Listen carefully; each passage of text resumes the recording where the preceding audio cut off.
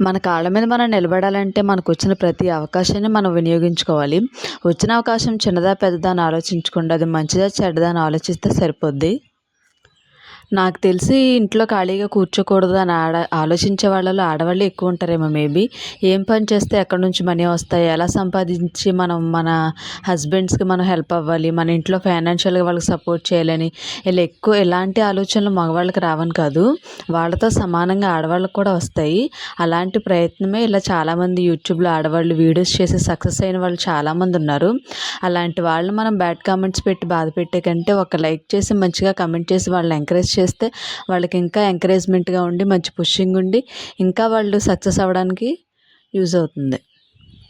మనం చేసే పని ఒకళ్ళు పొగడకపోయినా పర్వాలేదు కానీ ఒకళ్ళు విమర్శించకుండా ఉంటే అదే సరిపోద్ది. వాళ్ళు పొగడాలి, వాళ్ళు మనల్ని మెచ్చుకోవాలి అన్న దానికంటే ఈ రోజుల్లో విమర్శించకుండా ఉంటే చాలు.